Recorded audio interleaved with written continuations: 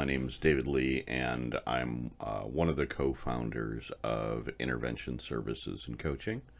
And today, what we're going to go over is what we believe to be the five essential stages of an intervention. And it's important to understand that when I first started doing interventions, I started in the intervention world about 20 years ago, and my interpretation or my definition of what an intervention was back then was pretty common to people that first start doing interventions. And back then, if I were to super simplify it, I would have said that an intervention is like a day, 1 or 2 days, where we collaborate together as a family, and we sit in a room and we try to talk them into treatment. It's the super simple. I don't know if I would have said it back then, but in retrospect, it was a singular day. All the focus was on this day, right? This line, this moment. And we would do things like letters and come up with some bottom lines and things like that. And they either would go or they wouldn't go. And the statistics of that happening, depending, age has some factors, interdependence in family systems, but one could argue that if you create that moment, maybe 80% of the time, 90% in some cases, depending on factors, they will either agree to go or don't go. And they would whisk away to treatment, and in many cases, we wouldn't hear much from the family after. We'd pass the baton over to treatment and then later recovery. We were kind of out of it. Back then it was, we'd done thousands of interventions where we showed up in your living room and we went or they didn't go. And so what does the word intervention actually mean? And I've come to realize, instead of an intervention being a singular event, it's actually an ongoing path.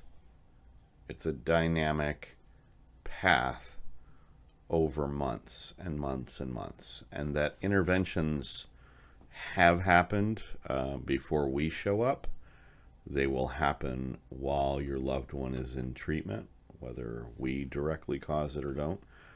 They will happen after treatment. They will happen on and on and on. And what interventions really are is really when, most commonly, an external change happens in someone's life that then has an effect on changing my directions, changing which path I'm on. Maybe I'm walking down a not so great healthy path.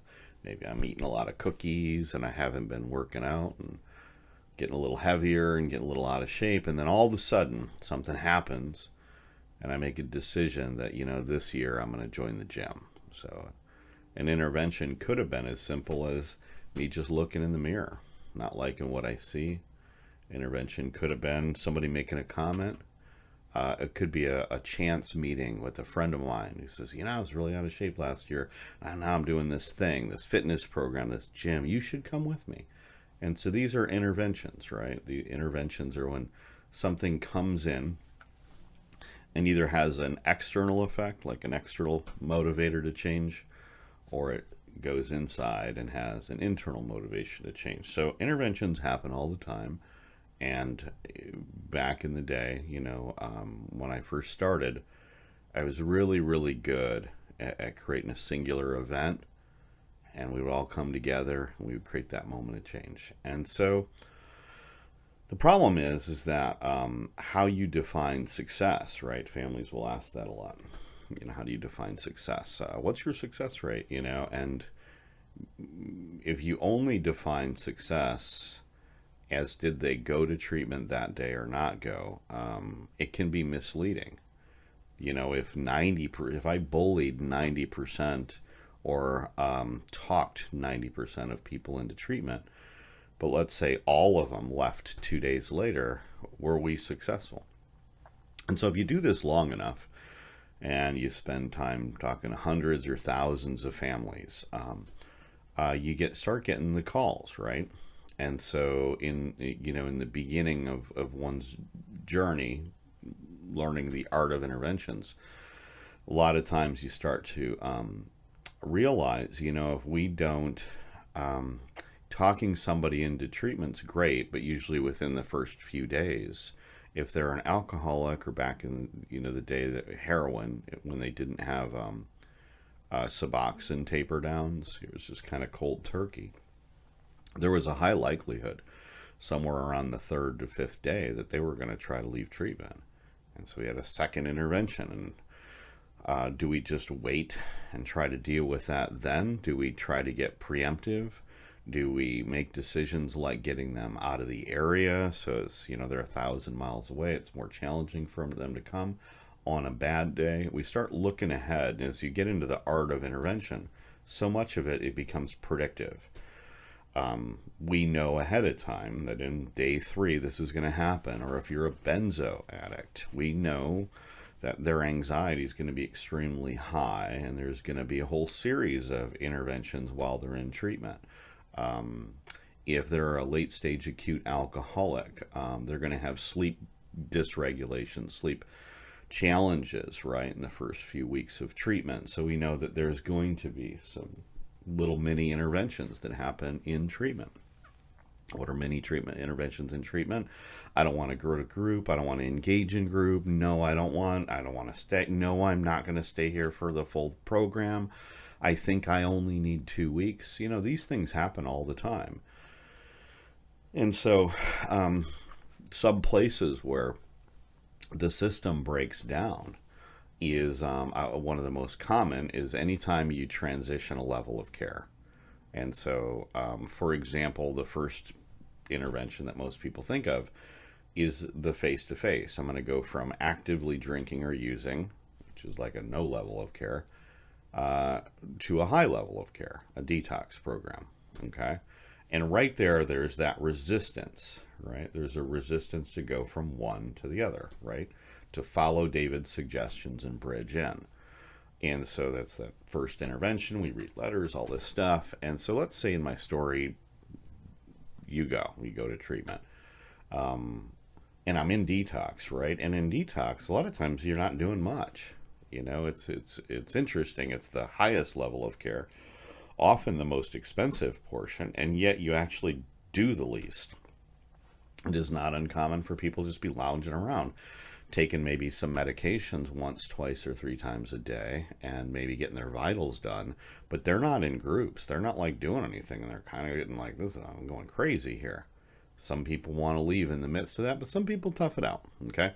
And so let's say hypothetically I navigate through detox, and I was committed 4 days ago to do this whole program. But now all my drugs are gone, the alcohol's gone, they've kind of started to taper down some of the medications. I'm here for 5 days. And because I don't have my drugs, my anxiety is kind of increasing. And I start thinking, I don't know if I'm going to commit to this whole deal. I'm already, and I start to think to myself, all I really needed was to get it out of my system. I don't really need the rest of this stuff. I don't really need it. All I needed was to detox. So this is a common breaking point, right? I now realize I only need detox. I will never use and drink again. I promise. I don't need the rest of it. I now know. I know what to do. And so this is a common second or third intervention. It's not that I want to drink, want to do drugs. I falsely believe that I'm now better because I got it out of my system, And so let's say we navigate through that piece. Here's another one, the next one that's coming, right? We're now in week 1, or let's say I'm 10 days into the residential program. And what I start to hear commonly in most traditional places is I start to hear people talk about commitments way beyond 28 days. And they come in two different forms. There are some people that are here in the program with me that have been here for longer than 28 days. And they'll say things like, yeah, I was only going to do 28 days, but I've decided I'm going to stay for the 60 days. Or, hey, they talked me into staying for the 90 days. And so I start hearing that, and I become aware that there's a possibility somebody's going to try to talk me into staying here a little bit longer. And right now, I don't really want that, right? So number one, there's no way I'm going to stay. So I'm already kind of resistant to following suggestions, right? Anything that's uncomfortable, I'm going to push back on. My family may or may not know at this point that the treatment program perhaps is going to recommend a longer stay if I have a higher acuity, right? Higher pathology. If I'm further along in my addiction, late stage acute alcoholic. I've been drinking every day for decades. And so I start looking around the room and realizing, boy, if they think I'm sick enough, they're going to try to talk me into staying. So I'll do things preemptively. I don't think I'm feeling pretty good. Haven't thought about drinking. Want to hurry up and get out of here. And so these things start happening along the way. These are little dinky breaking points within the system. Here's another common one. I started hearing the behavioral health techs and the people that are running the groups, the majority of the people that are there in the treatment center who are teaching this stuff are in recovery themselves. And they're talking about going to like recovery groups like every day when I get out of here for like years, for like forever.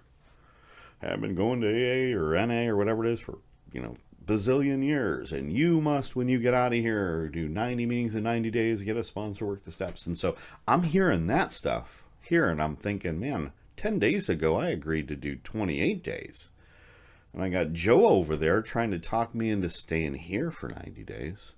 And I got Bob over there talking about going to meetings every day. We're not talking 28 days. We're talking like 10,000 days. I didn't sign up for no 10,000 days. And so I start looking around the room and trying to figure out how I don't fit in those treatment plans. Well, I don't need 90 days. I'm not as sick or as, I'm more serious. So I need to shorten this program of recovery. Or I don't look at addiction like a chronic thing, like I got to go to meetings every stupid day. I look at it kind of like smoking cigarettes. You either quit or you don't. And so this going to like support groups forever, not going to do it. And so at this point I realize I don't think I want to stay here because this rehab is for people that are supposed to go to meetings every day forever. And I don't really agree with that. I think you just get it out of your system and then you go home and you just never look back. And so at this stage, somewhere around the 10th day, maybe the second week, I call my family and I kind of like, I don't know if I'm going to finish, I don't know if I'm in the right place. They're doing this stupid stuff here. They're talking about, the AA thing, and it just makes me think about drinking. I don't really like that stuff. So I just don't, and there's a bunch of 19-year-olds around here. It's like high school around here. It's not for me in therapy. I'm not really big on that stuff. So I just need to get home. I miss you. And I've realized now I need to be a better husband and a better father and a better this and that. And I need to come home. And so there's another intervention that's going to happen somewhere along the line. And if I'm open about it to the people in treatment, they'll start to kind of do little mini interventions, trying to talk me into staying. They might reach out to my family and let them know. Or in some cases, I just bottle it up until all of a sudden it's a Tuesday and I'm packing my stuff and I'm letting them know I need to leave right now. And you're in like surprise land. So if we've done our job, we've prepped you for this stuff ahead of time, what may happen. And we're either preemptive about it. We either have some groundwork already laid into place, a second or a third or a fourth letter in the hands of the treatment center that is only read in certain cases, which is, dear Bob, our loved one, we're grateful that you're there. However, should you walk out, step out, or get kicked out for something you didn't even do because of a conspiracy against you, here's where we stand. And so it's not about ultimatums. It's about the fact that some people are just 5 minutes from staying into a place that could change their life. If your loved one had any real ability to sit in an uncomfortable life situation for any sustainable period of time without trying to bring their anxiety down by either making the uncomfortable go away or drinking it or drugging it away, they wouldn't even be in rehab. So basically, your loved one, our model is that they're addicted to avoiding uncomfortable feelings, things, and solutions.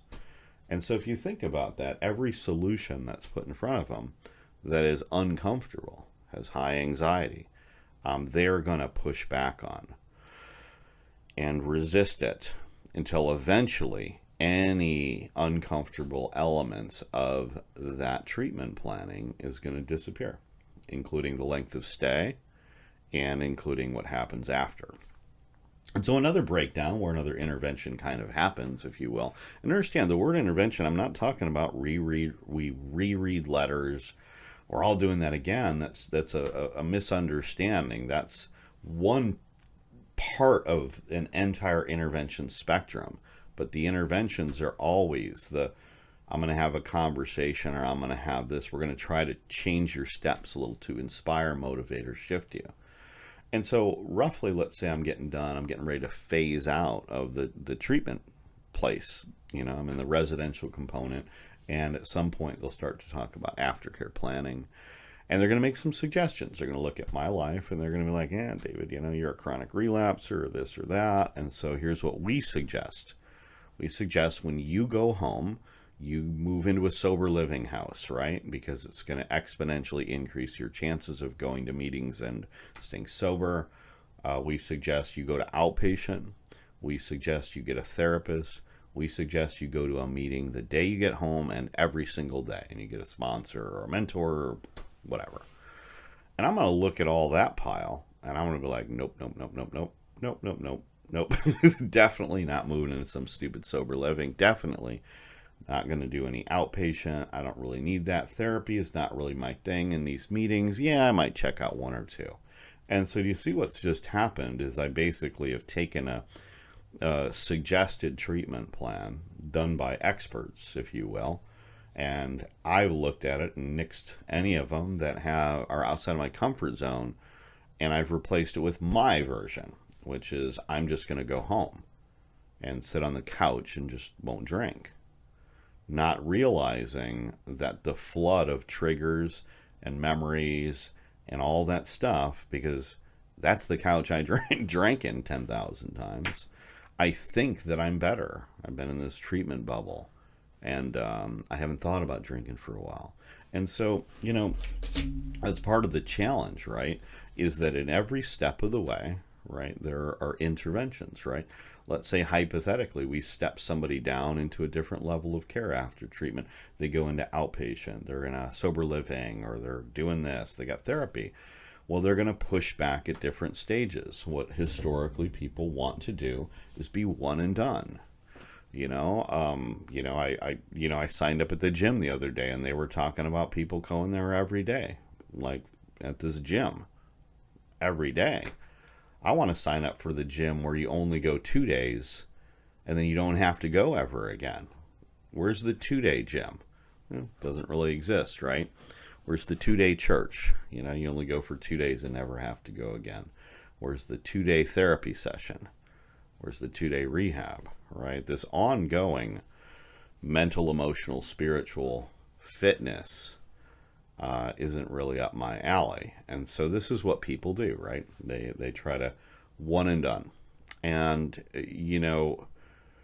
if that were the highest success rate, it would exist. If a treatment center could create the 2-day magic 90% successful program, do it in a heartbeat, And so there's a reason that treatment works the way that it does. So I'm going to circle back around to our definition of interventions in these stages, right? And why it is that 20 years ago, the majority of our interventions were like a 2 to 3 day overlay, and that was the majority of it. We kind of flew in and kind of came in, had that moment, and then they went away to treatment. Maybe we talked to you a little bit afterwards, but for the most part, within weeks, we were kind of done. Why that's the way it used to be for us, and why today we look at interventions as in many cases, up to a year of ongoing collaboration, because for us, there are breaking points along the way, and because since we know ahead of time where these breaking points are, it's our job or our responsibility to hold your hand through it until the end goal. And the end goal is when we're no longer necessary. So, excuse me. What are these stages, right? How long does roughly they last? So stage one, right, is all the prep work. It's the series of meetings in person or Zoom or phone where we begin to create some rules, right? Some basic rules and guidelines for a family system of how the next year is going to look. How we communicate with each other, as well as some educational stuff that we get to you guys. Some videos and workshops that we've done that are going to teach you about avoidance of the uncomfortable and how your loved one is emotionally hijacked and all this stuff, right? And so we also will go over some letter writing. We have basically at minimum two letter styles that we're going to use. One is kind of this loving letter. The second one is a little more boundary of a letter, and then there's this third letter, which is rarer, that we use. And there's a fourth, which is even rarer, which I'll go into in a whole different video, which is a different style of intervention. I'm just going to go with the majority of interventions. So stage one, we're doing all this prep work. We're building a narrative. We're trying to figure out what is going to really affect the internal motivation to change. What are the boundaries, and how do we deliver them in a healthy manner? How do we create kind of a river of recovery? We basically focus on two different stories. Story A, when they're willing to kind of embrace the uncomfortable path of recovery, and story B, if they're not, right? And how do we prevent some of the harm that's been happening? Should they just resist it? I'm going to be an alcoholic forever. So stage one, we can figure out the day. We collaborate. We either come out for a day or days ahead of time, or if it's right around the corner, we go a series of days face to face. With technology today and Zoom and all that stuff, we don't quite have to do that. We can stagger it out over time. It works conveniently. Back in the day when we first started doing interventions, we would fly out or drive out the day before and spend 8 hours with a family just teaching them. And then the second day would be the intervention. We don't quite do that way anymore because we don't have to. We don't need everybody to travel in and dedicate an entire day. We can stagger it out, over time. And so what we're going to, stage one is the prep work. Stage two is the face-to-face intervention, right? And it's what most people think of, or read letters, etc. We're trying to create a connection and an internal motivation to change, trying to arc somebody in or create a bridge, right? And so from that moment, that day, we're going to go down two different directions for a period. And direction A is path A, which is they're immediately going to go into treatment. And I'm going to follow that one first. So if they go immediately into treatment, that's what we call stage 3. It's after the face-to-face intervention. It's what happens, right? And so stage 3, they're in treatment, but it's critically important for us that we continue to work with you while your loved one's in treatment, right? So we're attached to you, we're collaborating with you, we're answering questions for you while this whole process.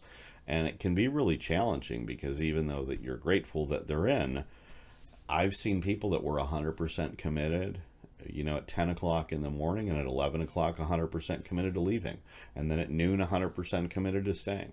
I've seen people check themselves out AMA, and then an hour later kind of bumble their way back in. We've seen all these variables. So, we're talking about emotions and transient emotions. And so what our job is to hold your hand through that, especially because you're going to be like, well, what do I do? This is what he said. This is what he's doing. What do we do? What do we do? What do we do? And so we have to be there for the what do we do. So in this particular case, they go through the residential component. That's stage 3. Stage 4 is when we bridge them down into the I'm coming roughly back home. It usually involves getting them plugged into a lower level of care. It could be outpatient, whatever have you. And this, stage 3, residential treatment can be a month, can be 2 months, can be 3 months. We have to continue working with you, right? And then stage 4 is the bridge back home. And this is months. Why? Because they're at their most vulnerable. A common mistake that families make and is that, and that the industry makes, is that the industry is segmented. The residential treatment center, once they're done, they're kind of done. The outpatient is separate than the residential. The sober living is over here, and there's all these kind of breaks along the way. Instead of it being this fluid river of collaboration from everybody, these pieces don't really collaborate. They're brand new. You go from here to here to here to here. And so what our job is to be the collaborating middle as your loved one. We attach to you in the beginning, and we go through these stages. So stage 4, they're bridging back home. And eventually what will happen is they'll either get empowered in their own recovery, where they need less and less levels of care, but also you are becoming empowered.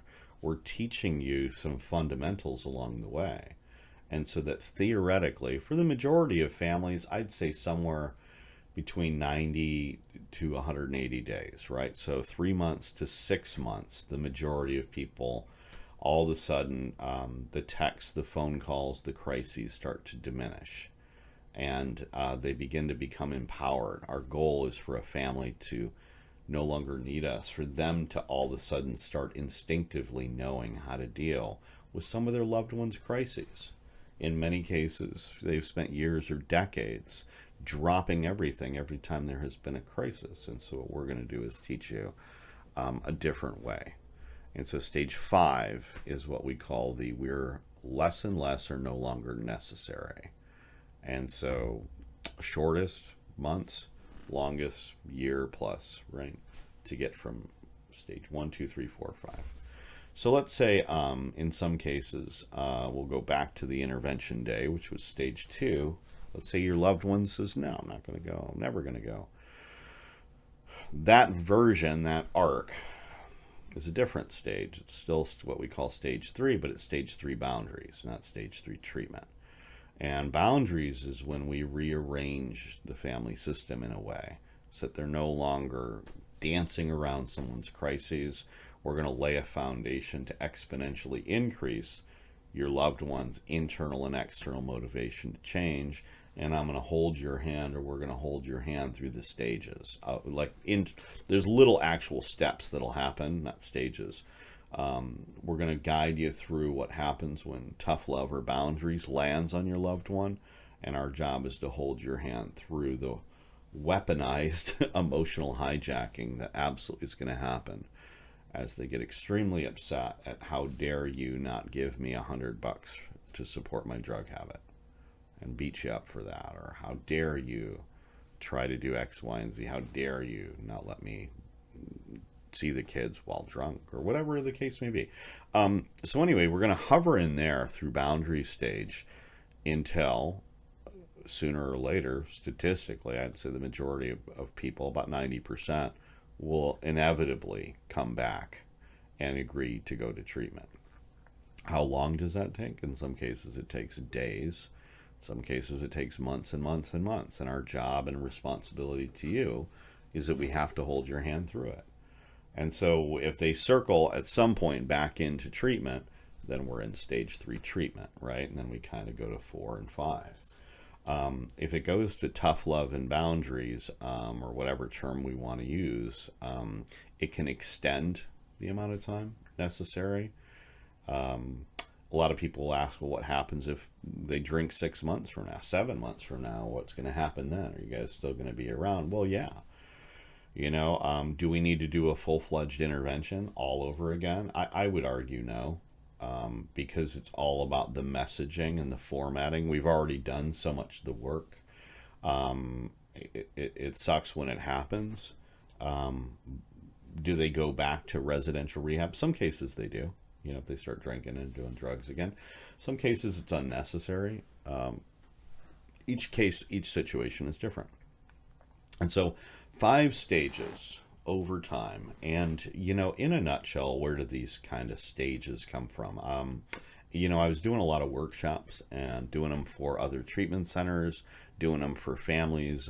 We have an outpatient treatment center down the road, and there was this theme that I didn't realize at the time that my mom had when I first started struggling, and that a lot of these families had, which was at any given point in the first year of someone's treatment or recovery or sobriety, whatever, they didn't know what to do. They didn't know they didn't have anybody to call. And I'll give you an example of kind of where things break down.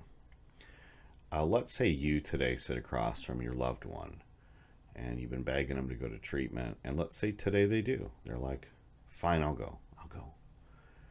And you get them in the car and you drive them to treatment, and they check themselves in, and they do pretty good. And you're so proud of them.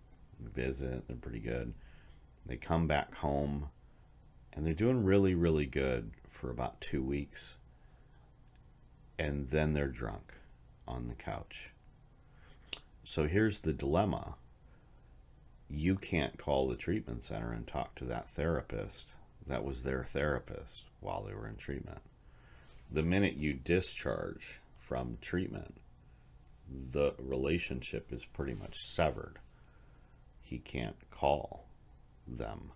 You can call the intake line and say, hey, I'll come back, but you can't call the therapist or the case manager or the behavioral health techs, all those people that were super, super important to you while you were in residential. All that help or that aid is now denied you in many ways, And so there's an example. And so now you're sitting here with a drunk family member on the couch. What do you do? What do you do in that moment, right? And so my family experienced that moment a lot. And so the reason we shifted out from days or weeks of collaboration into up to a year and beyond is because I wanted to give my mom, I wanted to give the moms the same thing that my mom needed when I was 19 years old, which is it didn't matter if it was 8 o'clock in the morning or 10 o'clock at night. That she had someone to call and say, what should I do? And so what intervention services and coaching is ultimately about is about that ability that at any given time, whether we first started working with you a year ago or months ago or even beyond, that you can call and say, what should we do? And we can usually rarely have I encountered that question and not known the answer. I've been around for a bit, been doing this for a really long time, and in many cases trying to beat this thing alone, whether you're an alcoholic or an addict, or whether you're the family member of an alcoholic or an addict or a mentally, emotionally struggling person, is extremely challenging. And so what we want to do is be the first intention, right? Of instead of it being an I, what should I do? I, is about being a we. Here's what we are going to do. And so there's the 5 stages, and maybe perhaps a little bit of a different way of looking at interventions. For us, I tell families there's not a singular intervention. There's about 40 that we're going to experience, only one of which is that face to face. But our job is to hold your hand through all 40 of them and already predict ahead of time when and how many of those are going to occur so that you are prepared for if it does happen. And so that's kind of all I got. So thank you very much.